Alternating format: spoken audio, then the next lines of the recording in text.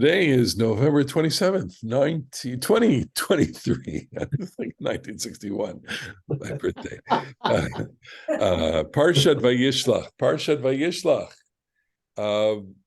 So just to give us the context, Jacob has gone to Haran. He has married Leah, Rachel, Bilhah, and Zilpah, and or Zilpah and Bilhah, and now has 11 sons and one daughter, 12 sons and one daughter. No, 11 sons and one daughter. 11 sons and one daughter. And during the Parsha, he'll have the 12th son, and his wife Rachel will pass away in childbirth. He's run away from his brother. He is now returning with an entire family, and this family will become the kernel of the people of Israel, all of the tribes. So it's a momentous moment when he comes back into the land. As we recall the story, he comes back, he has to face the challenge that is in front of him, namely the presence of his brother Esau, who at last encounter with him wanted to kill him. So he's deeply, deeply afraid. He tries to placate Esau and succeeds. Prior to meeting Esau, he'll have this mysterious encounter with an assailant, an unnamed assailant, as he crosses over the river Jabbok and enters the land. That struggle will ensue the entire night, and he wakes up, or in the morning, as they depart from each other, the assailant will give Jacob another name, Yisrael. The presentation is made before Esav, and the family presents, bows, and the two brothers hug. They reconcile, seemingly, and they pledge to part ways. And so it is that they do part ways, and two new stories ensue: a story of Esav and his family, which the Bible is not really concerned with, other than giving us some details about the genealogies of Esav at the conclusion of this week's Parsha. And then, of course, it will focus on Jacob, and Jacob now being settled in the land.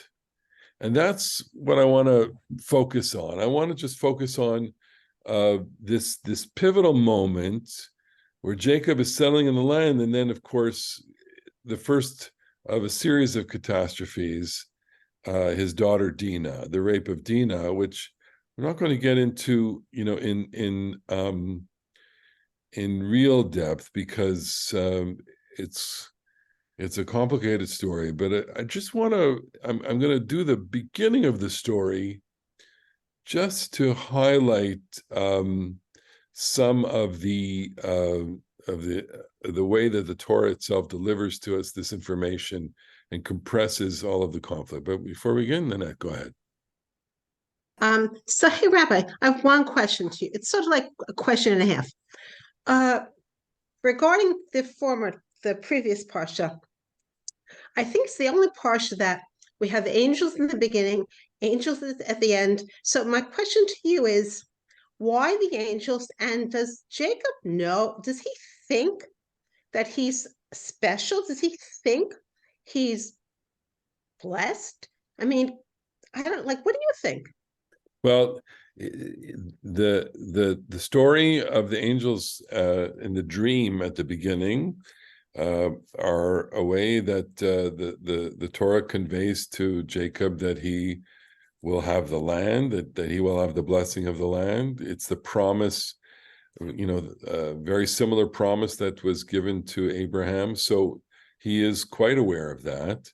And the angels at the end They are angels that are part of the boundary. They are the angels that will are accompanying or greeting Jacob, as it were. What's interesting, I think, is so to the answer to the question, the answer is yes, he is aware that he has a special role.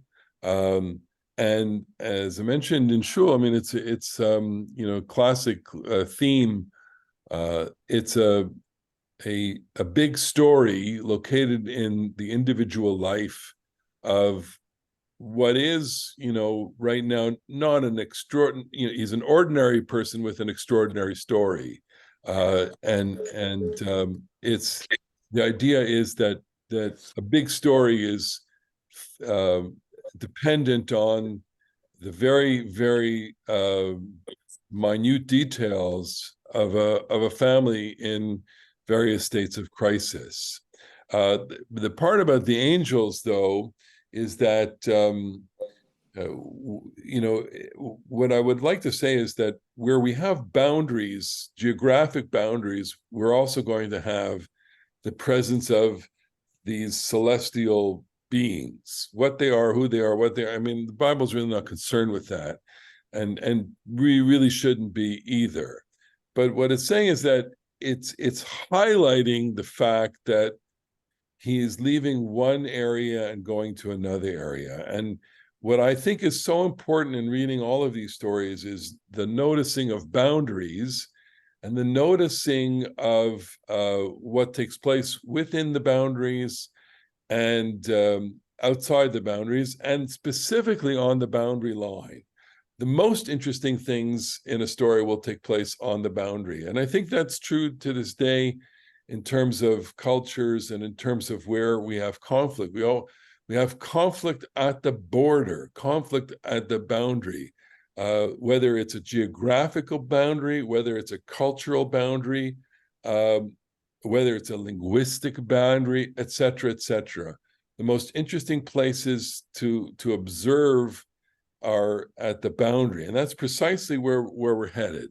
Jacob has arrived inside the boundary of the land. Okay, that's the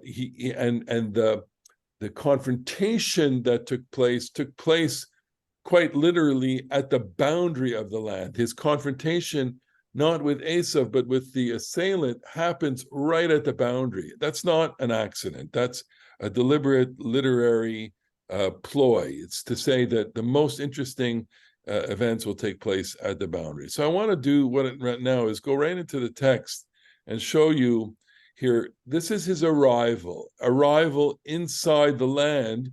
And it's the first time the Torah uses with Jacob the word vayavo. Vayavo Yaakov. Vayavo Yaakov. It will occur in a few other places with Jacob later on.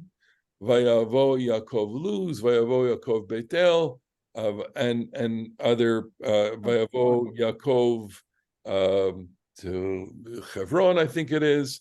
All of the places that are associated with Abraham and Isaac have his arrival. And here, and we'll see how this is important in a moment, he comes to the city of Shechem. Now, it's important to understand that the word shalem should really have a question mark over it. It says here, Vayavo Yaakov shalem Shechem. Yaakov came home, and the word home is really not here. The word home is assumed. It's assumed that Jacob comes to a place, Ir Shechem, the city of Shechem, Asher be'eretz Canaan, beva'o Padan Aram vaychan et pnei ha'ir. Very, very careful to read what's going on here. He arrives in the city of Shechem, which is in the land of Canaan, from his journey, from his homecoming from Padan Aram, and he camps on facing the city. 1 second, Marty. So he and again, biva'o, which is just not arriving, but It's arrival as in the sense of homecoming. Okay, go ahead, Mani. So does the word shalem have to go with Shechem or with Yaakov? Could he have come home whole? Okay, so this is precisely our question in terms of what it means. I'm going to ask you to hold it for a second because we're going to explore what Rashi says about this, and we'll explore what another commentator, Rashbam, Rashi's grandson, will say. It wouldn't surprise us that they differ in this, and why that is important is it precisely illuminates for us what the issues are here. Okay, so if I wish I had a kind of map, the Google Earth map, to zero in on this, which is, he's arriving at Shechem. Shechem is in the northern district, in the Samaria district, and he is settling on that. It's on the highland, but it says Bevo mi Padan Aram, which, as I mentioned in my Parsha sheet last Shabbat, Padan Aram is the general vicinity. Haran is the city within the general city. It's like saying Highland Park, Haran, New Jersey, Padan Aram. Okay, Padan Aram is a province or a territory or a general area, and we have Haran, which is a specific locality. So he's coming from Padan Aram, the general vicinity of Lavan, basically, and it's also, that terminology is the terminology that Isaac has used, as opposed to Haran, the specific terminology which Rebecca has used, which only says in a kind of hinting way, we're coming back under the aegis of Isaac. Vayichan et pnei ha'ir, and he camps facing the city, not in the city of Shem, facing the city, and that is important for what we'll see. Vayiken et chelkat hasadeh asher natasham ohalo miyad bnei Chamor avishchem b'mea kasita. He acquires the piece of territory where he had spread out his tent from the sons of Chamor, Shechem's father, for 100 lambs worth. Okay, now that may not be significant, but it's very, very significant to you. It ought to kind of make a kindle, echo in your ear a few other things, or maybe at least one other story, which we'll get to in a second. So he acquires the piece of territory, piece of the field, really, where he put his tent from the sons of Chamor, Avishchem, and the reason why it's called sons of Chamor, the father of Shem, because Shechem will become an important figure in the story. But right now it's the sons of Shechem that he's acquiring from. He buys it for 100 lambs worth. Exactly what that is, I'm not really sure. And it's interesting that it uses this as currency and not shekel, and I don't have a good answer for that. Vayatzev sham mizbeach, he erects a altar there, vayikra lo El Elohei Yisrael, and he names the altar God, God of Israel. And that's also very significant because the placing of an altar in a territory is indicative of territory. It's indicative of ownership. It is. Well, let me ask you what you think it would be, and what else would it be indicative of? If you build an altar next to Canaanites, what would that mean in the most blatant, symbolic way possible? What does it mean when you do that? Okay, well, it means that you are claiming this territory, and not only that, but you're worshiping in your own way here. Okay. So now, without having to go into Are you egging on your neighbors? So I want to ask that question as to what you're doing, okay? And maybe I can give some analogies, okay? So I'm going to use this analogy, which is because it's right in front of my lawn, which is I put a sign on my lawn that says, "We stand with Israel," okay? So I feel that it's important for me to make that declaration. But it's clear that to my neighbors, it may not be a declaration. It may be a provocation. So the question is, should I be concerned about my neighbors' sensitivities? Or should I make my declaration as a free person living in a free country who wants to, express his desire to support Israel in a very difficult and challenging time? All right. So the question, really is, what does erecting things on your property do? And it's clear that it does two things. It speaks to you, and it speaks to your surroundings. You're making a declaration to yourself, and you're putting on a badge, and you're adorning yourself, and you're presenting yourself to the world, and you're making a statement to the world, and that is, you want others to take notice of it. Otherwise, why would you do it? Okay, so I argue that in my case, I put my flag out, my sign out, the way that my neighbor across the street has a Ukrainian flag out, and he is very proudly identifying himself in support of Ukraine with a Ukrainian flag, and he has a Black Lives Matter sign out there, which means he's clearly identifying with, that movement, and that's his right. And I walk by it and I see Ukraine, and then okay, Black Lives Matter.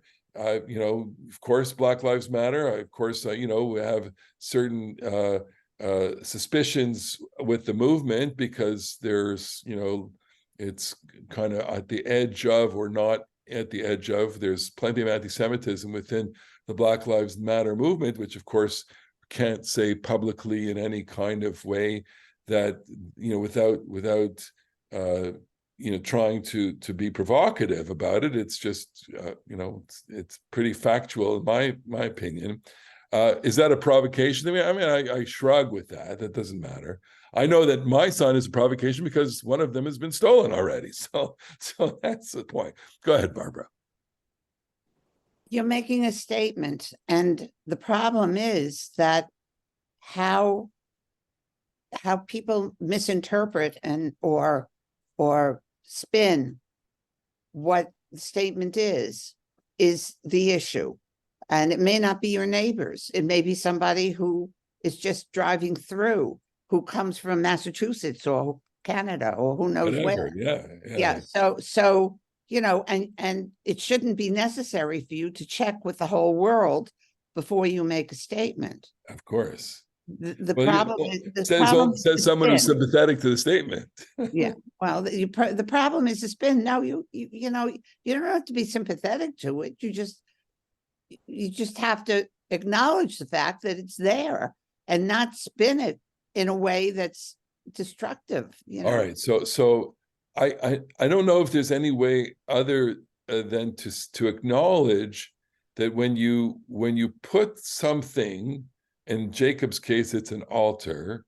In my case, it's a sign, but in other, we have lots of other biblical stories where there are altars or other kinds of, edifices or other kinds of structures that they place, and they do have significance both to those on the inside and those to the outside.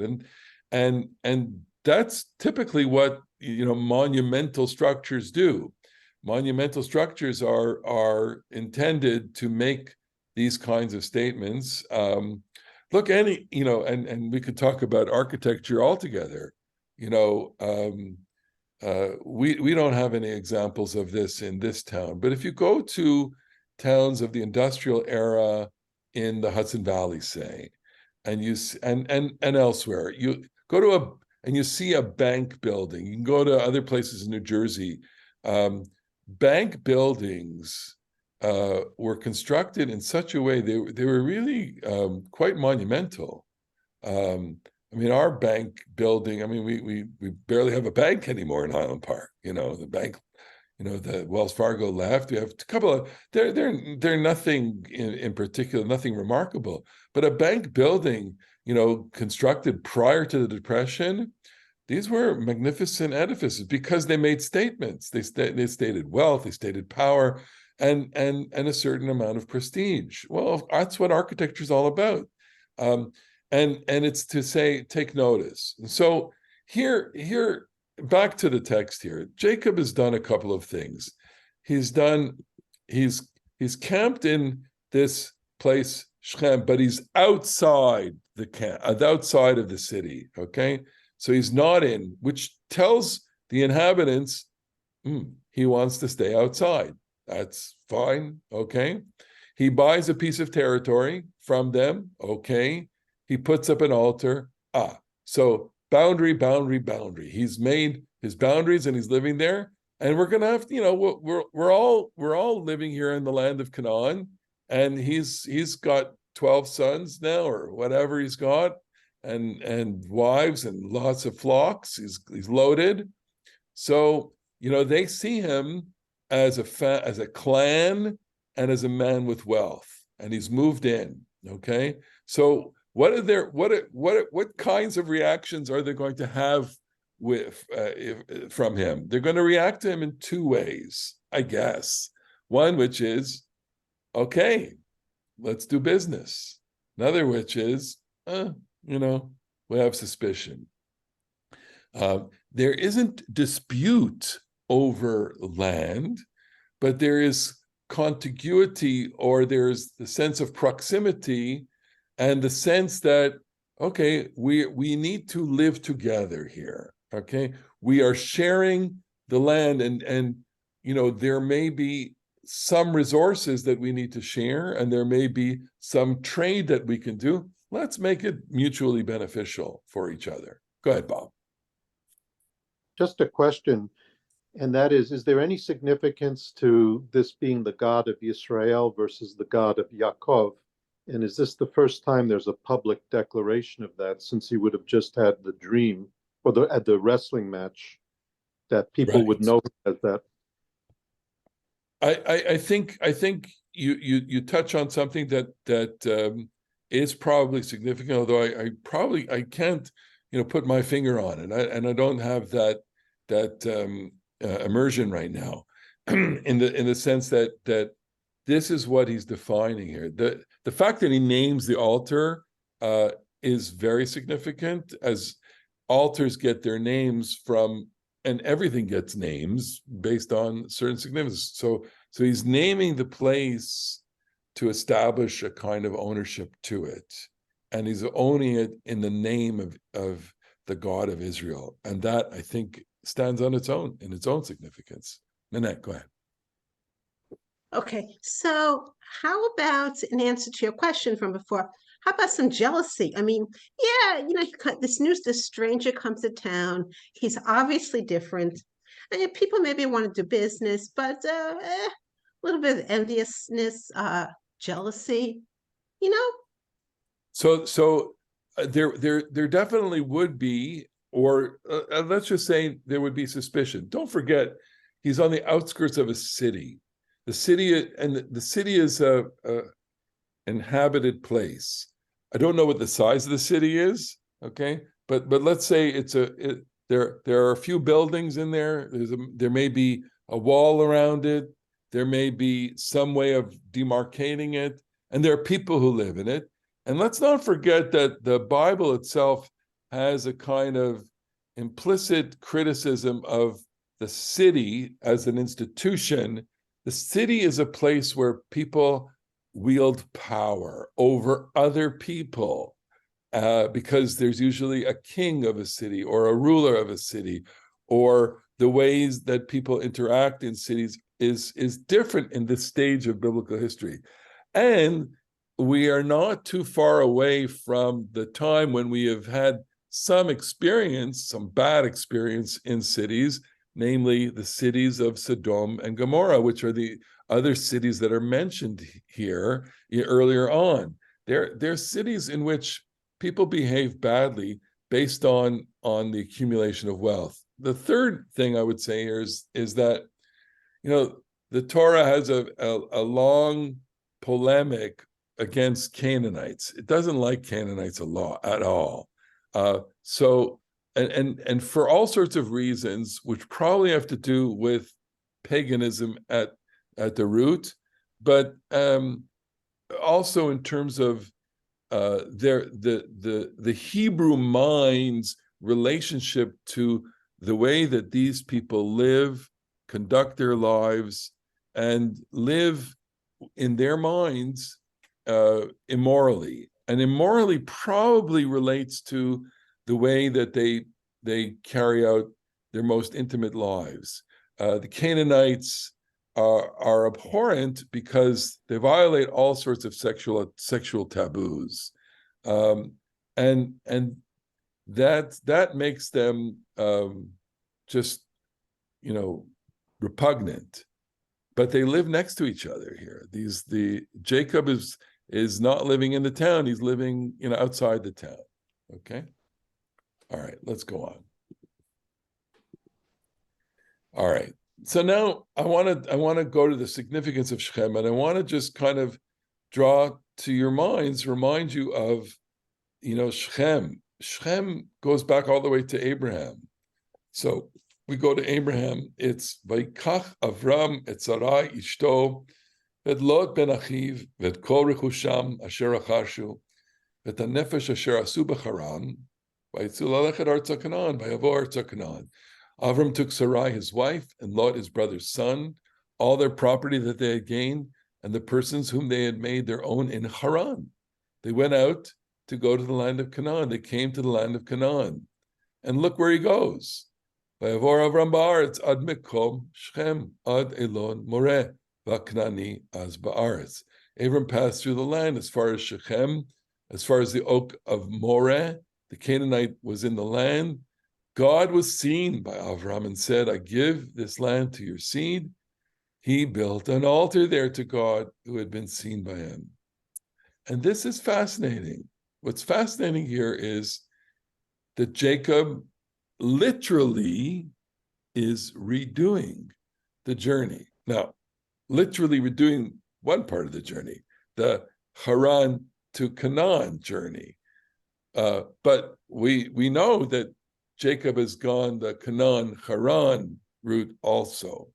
So in a way, literarily, what the Torah is doing for us is it's kind of making Abraham and Jacob the mirror images of each other. That Jacob, in the sense, is the culmination of Abraham, and that makes that's so satisfying to say and understand. If you read the opening stories in the following way, which is that God says to Abram, I'm making of you a great nation. But it doesn't happen with Abraham. Abraham doesn't have many children. Abraham can barely produce 2 children, one child through Hagar, another child through Isaac, and then nearly sacrifices Isaac, having already ejected Ishmael. So there's no nation that starts with him, and through all of the development, it goes to Isaac. Isaac doesn't produce a nation, and it goes to Jacob. Jacob is the first one in the train here that has the potential to produce this clan from which we'll get the nation. So we've waited 2 generations already for part of the promise that God has been making to Abraham to be fulfilled. All right. And just to give you the kind of time scale here, Abraham is already dead. Abraham has been dead, at this point,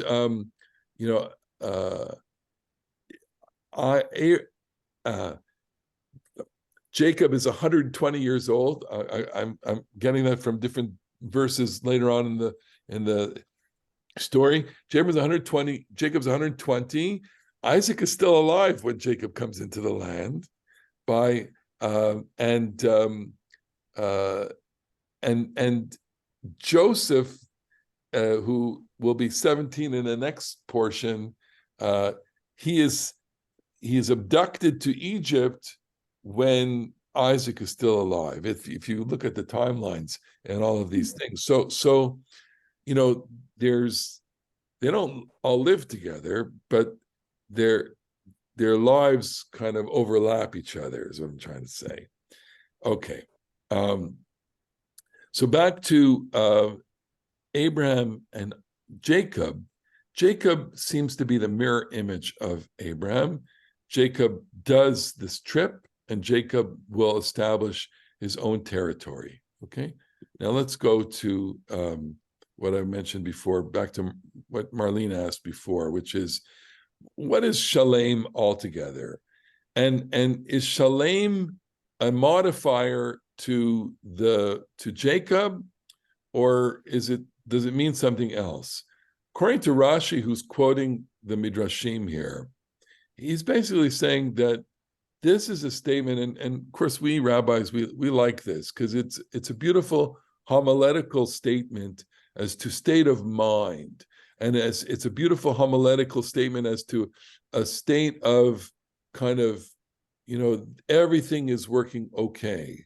All right. So shalem, from the word shalom, or complete, safely, whole, perfect, unimpaired.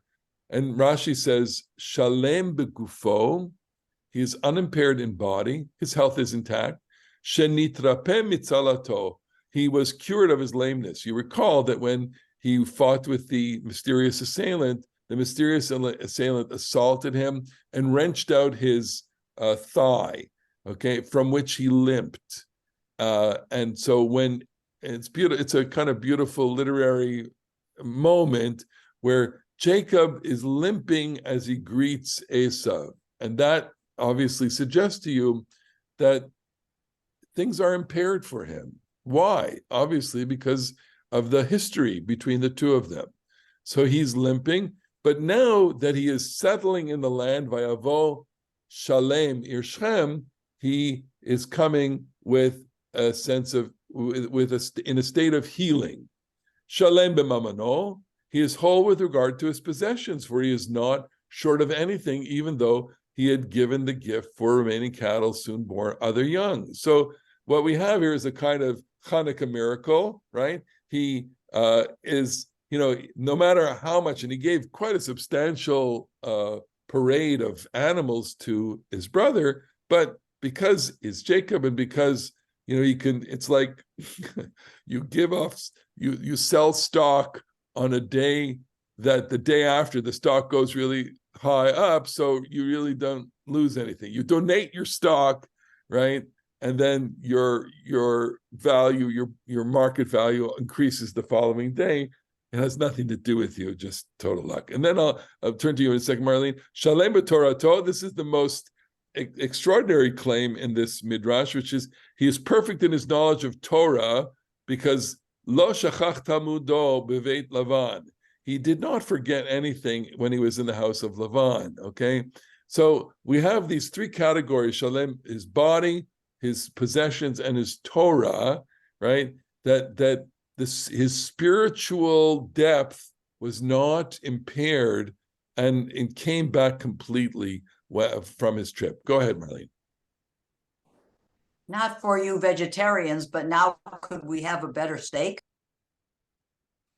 What do you mean? Oh, he's not lame.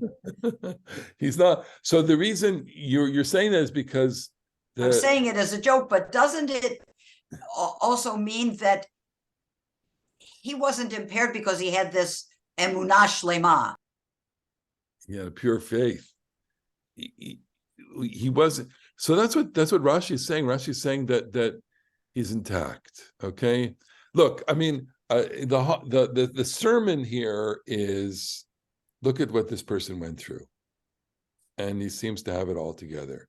And you know, here, so this is how, you know, we want to speak to a human condition where someone goes through quite a bit and has it all together and all intact. Now, whether or not we agree with it, or whether or not comports with our own experience of reality, I think is a good question. Look, here again, you know, we're going through, I can't say this enough. I hope we all understand that we're living in a historical moment. This is going to change everything, what we're living through. And the question that, at least one question is, are we going to remain intact? Are we, how do the Jewish people, how does Israel, how do we remain intact after such a traumatic event? And I guess really the real question is, how long will it take for us? And of course, none of us have an answer. Stanley, go ahead. Well, a few things. First of all, Yaakov's becoming lame and then meeting Esau, I also felt had sort of a practical aspect. That is, he sort of makes himself less or pitiful or whatever, and this may have helped him reconcile, as it were, with Esau. But the same thing with Shalem. I mean, he had a lot of worry about what would happen with Esau. He could have been killed. He had a struggle in his mind, and I think the dream relates to that.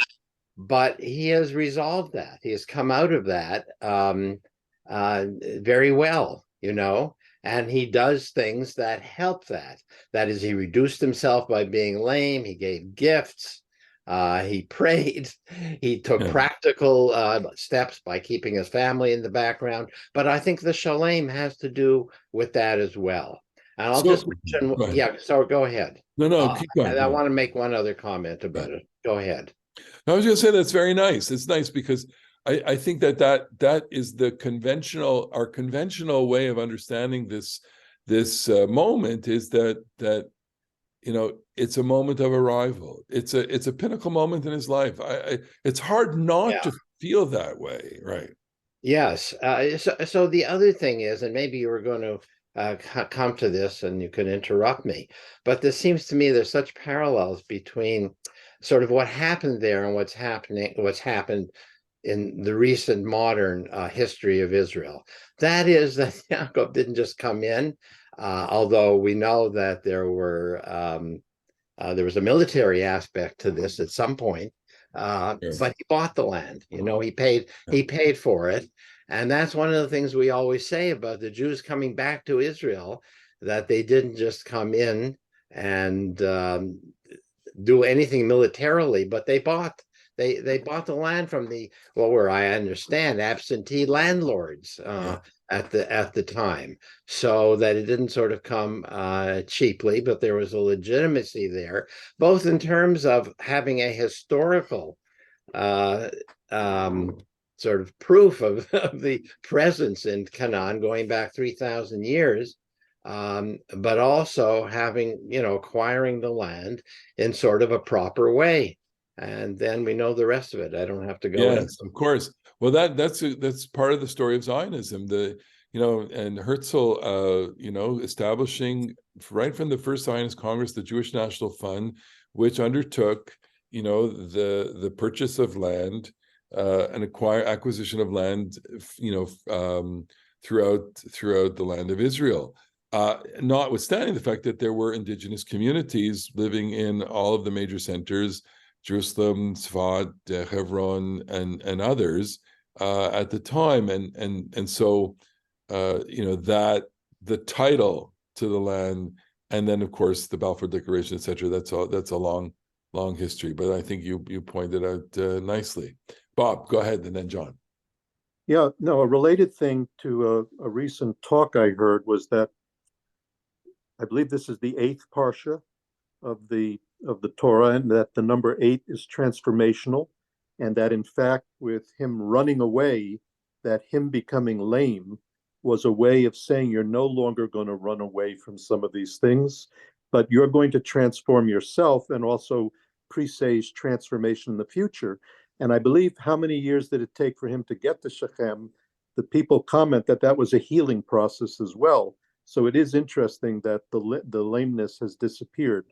But there's some very interesting commentary that is floating that connects this exactly to the current time. Nice. Very, very nice.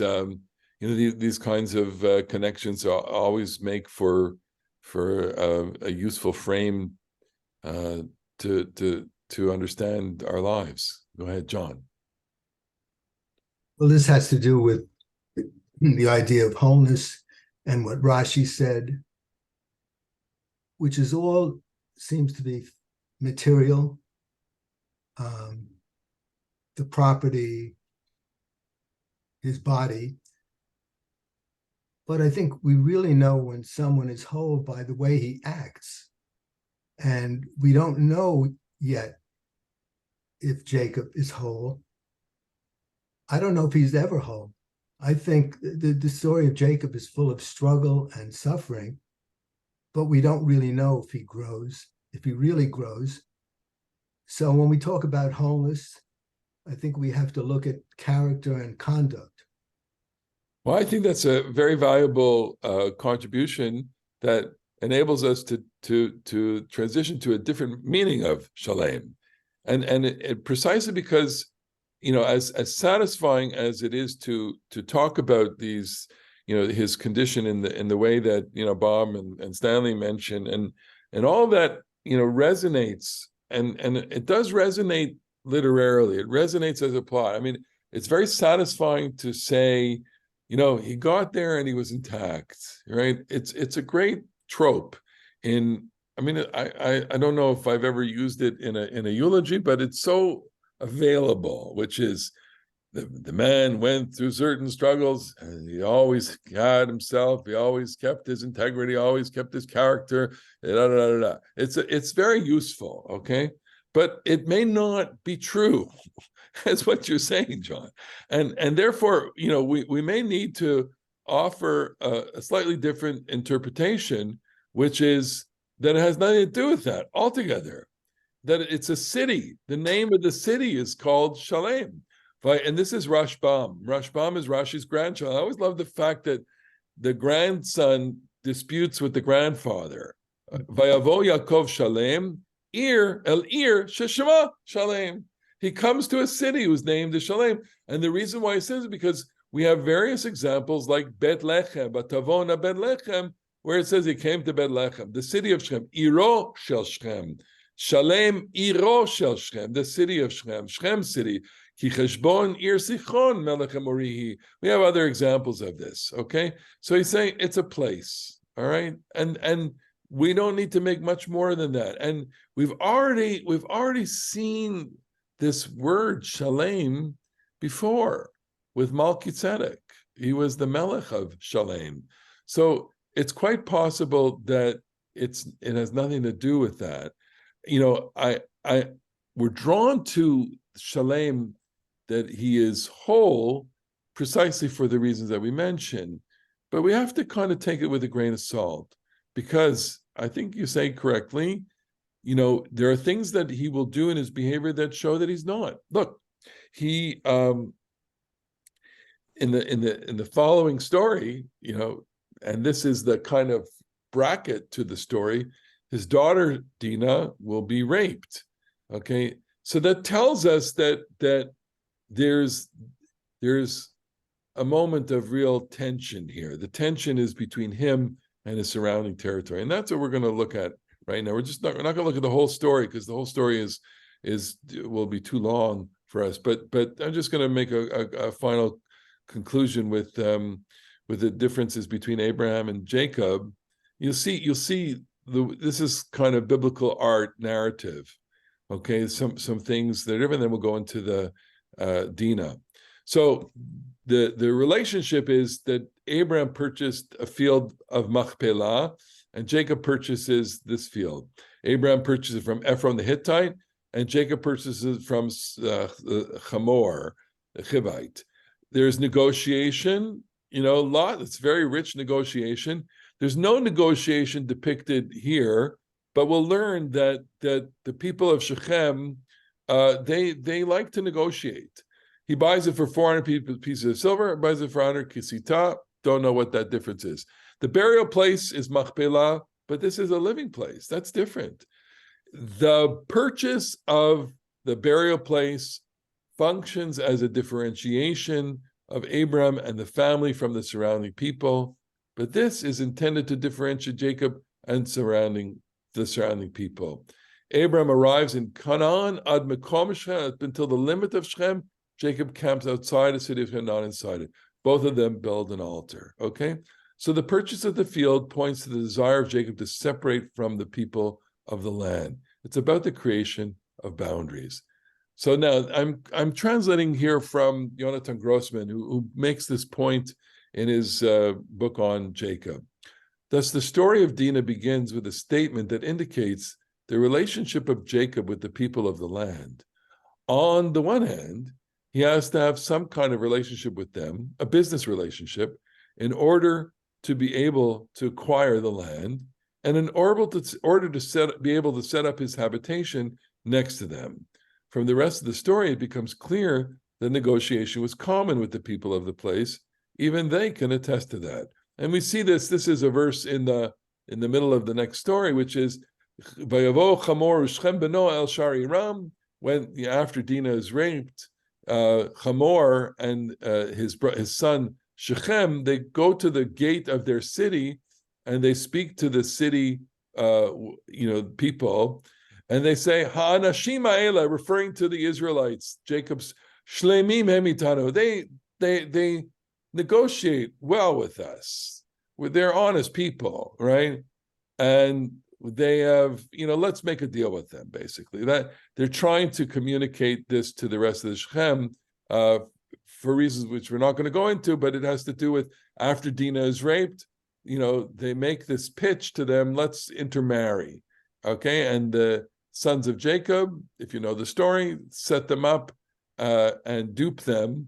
They say, well, in order to intermarry, you have to circumcise yourselves. And so here in this moment, they're trying to convince the dwellers of Shechem to circumcise themselves, which they then do. And then 3 days after their circumcisions, the sons Shimon and Levi go in and slaughter them. Okay. On the other hand, he wants to remain apart from them and not set up his camp among them. He buys a field from them, puts it under his own ownership, and built an altar to his God there. Nevertheless, he wants to dwell among them in peace, and that's precisely the point at which the story of Dinah begins. Inasmuch as Jacob wants to build his clan apart from the city, Dinah goes out to look at the daughters of the land. If we read her going out against the background of the building of the altar outside the city, there is in the going out of Dinah from the boundaries of Jacob's habitation a kind of symbolic dissolution of the boundaries that Jacob himself wanted to erect. And here's the verse. Dinah, Leah's daughter, whom she had borne to Jacob, went out to see the women of the land. Vateitzeh Dinah bat Leah asher yalda leYaakov lirot bivnot haaretz. And Shechem, son of Hamor, the Hivite, the prince of the land, saw her. He took her and lay with her, and he forced her. But his feelings clung to Dinah, Yaakov's daughter. He loved the girl, and he spoke to the heart of the girl. I'm going to stop there, okay? Because it's a story. How would you translate, Ilana? Miza'azea. The story is it shakes us. This story. בלתי יאומן. It's an unbelievable story in the sense of how horrific it is. It's a story of a rape, okay? But it's cloaked in this kind of relational language, as we're going to look at. We'll have a few minutes to look at that in a second, okay? But here the claim is, here's an enclave in the field, a Bedouin enclave, we'll call it that. Nomadic pastoral nomads, tent dwellers who dwell outside a city, okay? I guess a walled city, a city with a gate, a structure, people inside and people outside, okay? And there's a boundary between them. And the boundary is not only a physical boundary, it's a cultural and religious boundary. It may even be a linguistic boundary, because these people who come from the faraway land of Haran are speaking a different language. Maybe it would be the same as German to Dutch. Okay, maybe it's in the same linguistic family, but they're speaking different dialects.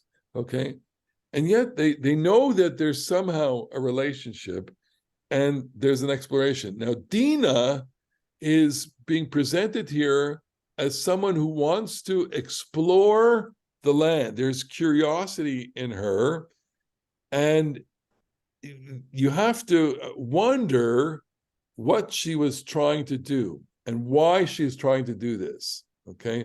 And I'll offer a couple of attempts here, which are not going to be, they're just attempts.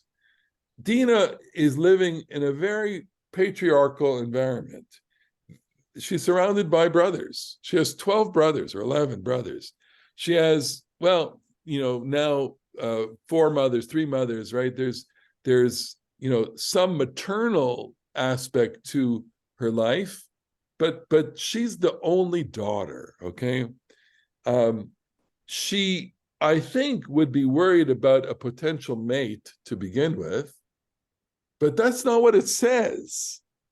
It says that she's not going to look for the bnei haaretz. She's not looking for boys. She's looking for companionship. She's looking for girls. She wants to develop relationships with the women of the surrounding area because she's a minority. She's alone. She has nothing. And it's precisely at this moment of boundary, and I think the boundary is curiosity. And I think the boundary is also a human need. And it's a human need to transcend the boundary. Okay, we know this, that anytime you put a boundary in front of you, you are tempted to go beyond the boundary. And so she does this. And she pays a huge price for this. The price is that she is seen, and she's seen by this, and I'm going to say a loathsome character, Shechem, the son of Hamor, who seems to be a thug or a kind of greaser kind of character, right? Not the kind of boy you want for your daughter. And of course, terrible things ensue. He rapes her. But the way that's described, I think, conveys tremendous, it's not ambiguity, but complexity, okay? So there's no ambiguity here. He took her, he lay with her, he forced her. But then we get this verse. His feelings clung to Dinah, Yaakov's daughter. He loved the girl. He spoke to the heart of the girl. Okay, so we're gonna pass this over here. Just there's a difference between Sarah and Dinah. I'm just gonna pass over that. But look at the structure. I wrote it in Hebrew only. I should have translated, but Vayikach ota, he takes her. Vayishkav ota, he lies with her. Vaye'aneha, he forces her. Right, and that's basically rape. But it says in the very next verse, in 3 parallel ways, "Vatidbak nafsho bedina bat Yaakov," he clings to her. "Vayehavet hanara," he loves her. "Vayedaber alev hanara," and he speaks to the girl. Okay, he speaks to the heart of the girl. So you read one part of the verse. Or I think it's 2 verses, right? We read one verse, and you read the second verse, and it shakes you to the core. Because on the one hand, the first verse is violence, and the second verse is, well, it looks like tenderness, okay? And it's odd. It's very, very odd. And I'll stop there for a second. And it's odd in the sense that this is not the way people behave. This is not the way, I guess, a normal relationship, whatever you can qualify as normal, takes place. I'll give you an example here because the movie just came out. Okay, the movie Priscilla Presley. Okay, it's not like this, but it's kind of like this. Priscilla was what Elvis Presley was like. Well into his late 20s already. She was 14 years old. She was a little girl. But she was beautiful, and she was innocent, and he was attracted to her, and he had tons of women, okay? But he wanted this one as his wife, and so he strung her like a little puppy for all these years until finally they got married. She graduated high school. I mean, it's just absurd. Okay. And you know, the relationship consists of tenderness and also terrible, terrible violence.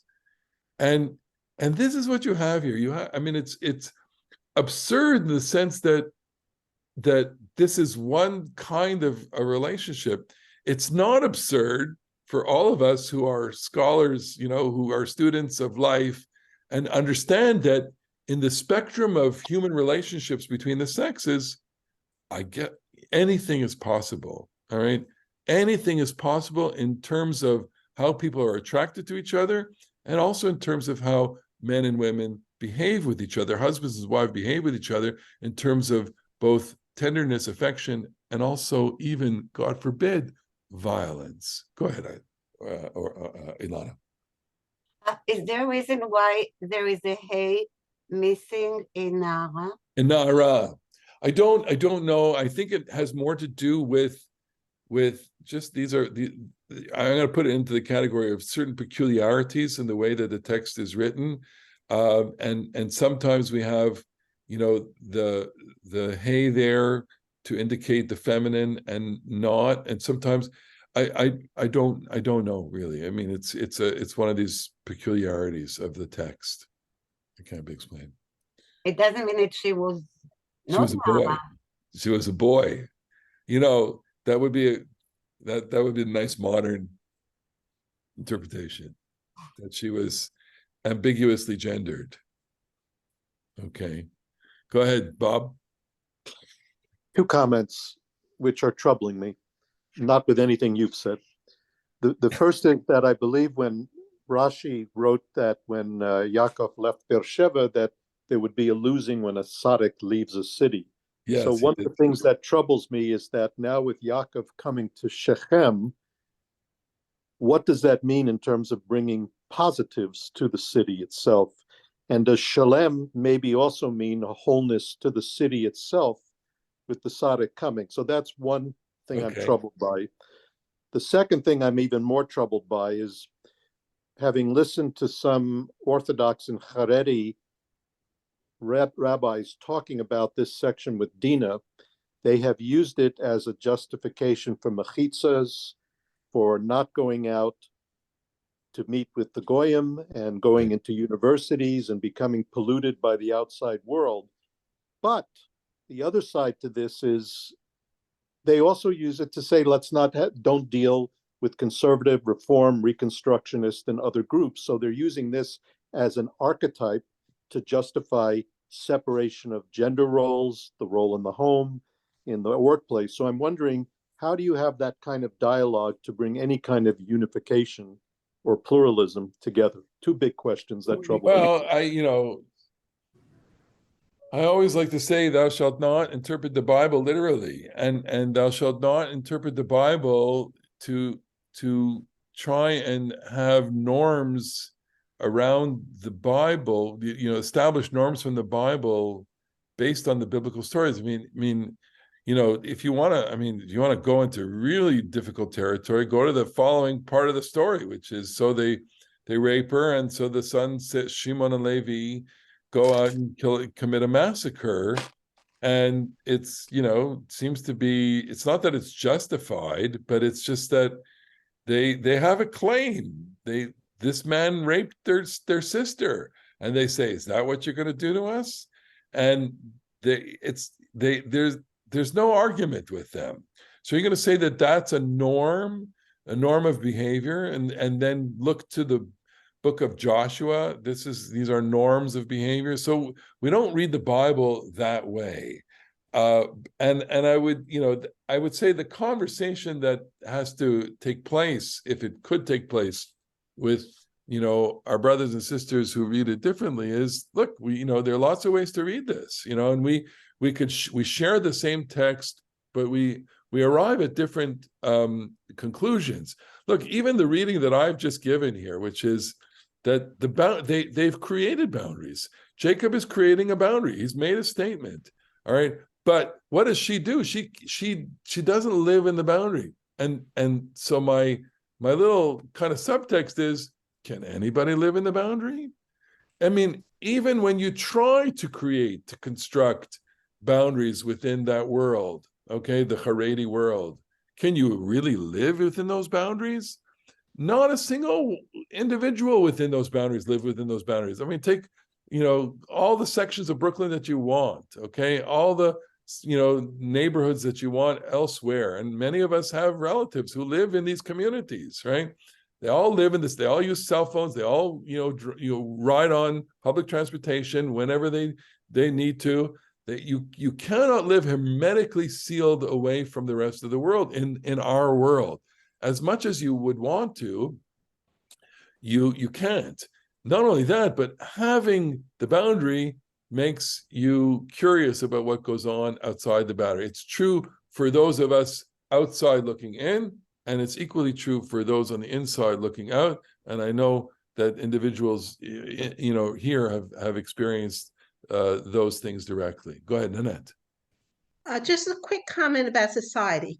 The Elvis Presley comment. So to us, it may have been awful, horrific, but in certain sects of society, even especially back then, especially down south, it was very common. Look at that other one, Jerry Lee Lewis. He married his cousin. To us, it sounds terrible. To them, it's normal. I mean, you're right. Let's just say it was a different era, okay? yes. But she wasn't his cousin, Priscilla Presley. No, she was a child, basically. She was 14. I mean, today, this would shake anybody to the core, and I suppose that is also true in the biblical story. In the story is she's a child, Na'ara, and I'm glad a lot of you pointed it out, because not only is it unusual in terms of the way the word is vocalized, it's unusual that she's just a child. She's not an isha, she's not a woman, she's not an adult, she's a child. Okay, and so what you have here not only is a violation of a sexual norm, but it's an age norm. She's not his peer, and there is an illicit sexual relationship of an older man with a younger child, and just even saying that is extraordinary. You feel nauseous just even thinking that this is what is transpired here, and what happens on top of it, which makes it even more nauseous, is that he tries to normalize it. He tries to normalize the relationship because of his feelings. He loves her, he talks to her, he clings to her. That's what he feels. I just feel just so horrible about it. Go ahead, Marlene. How old was Yitzchak when he was a nar? If she's a na'ara, she's not a yalda. She's not a little girl. She's not a tino. She's not a baby.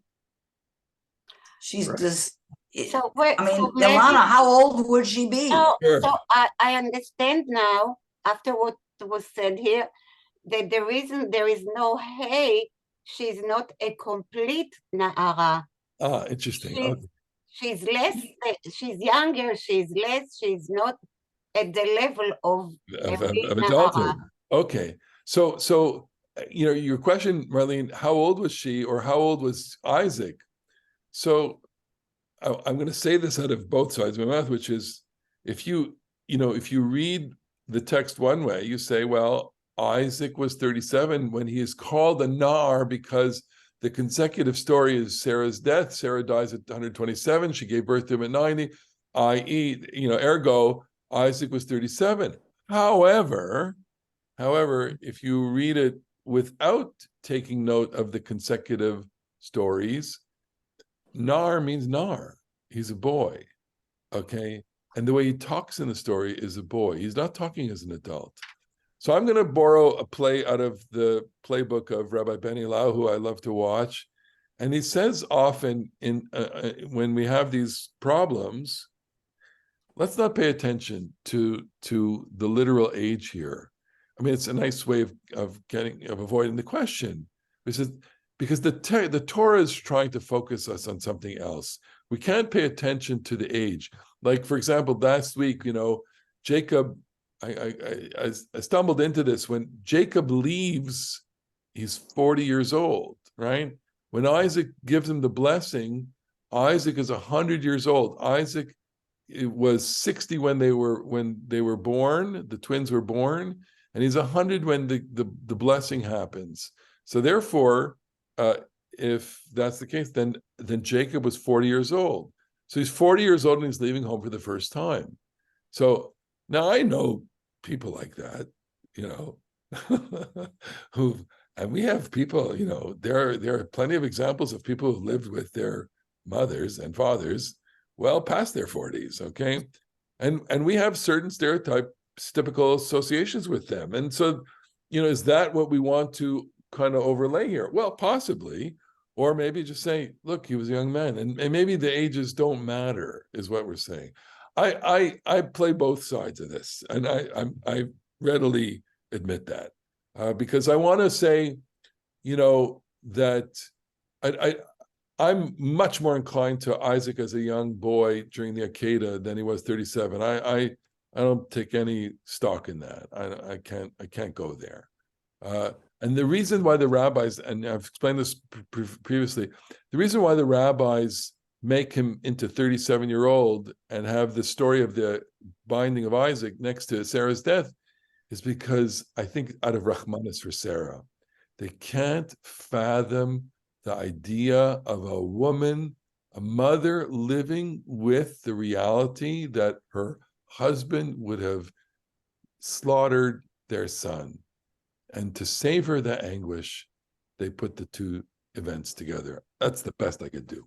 Go ahead, John. Well, you've characterized the action of Shechem, but it's interesting that Dinah says nothing. You don't know what Dinah thinks. It's a great part of interpreting the story. And here, I mean, you saw I had a little chart there comparing Sarah to Dinah. Sarah is very passive in the story of Pharaoh, but Dinah she's not passive here in that she goes out. Now, she doesn't say anything.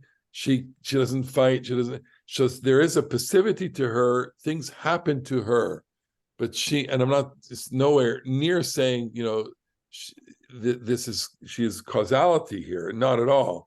But there is an element of her curiosity and her desire to see the world that doesn't exist, and she's not completely 100%, 99, yes, not 100. Okay, Ilana. It just mentions about Yosef, Joseph, that it said he was 17. And he was a Na'ar. Right. So he's 17 and still, so he behaved immaturely, which that's what pretty much the story is about. Okay, I think we'll leave it there. Thank you so much, everybody. Hope you had a lovely weekend, and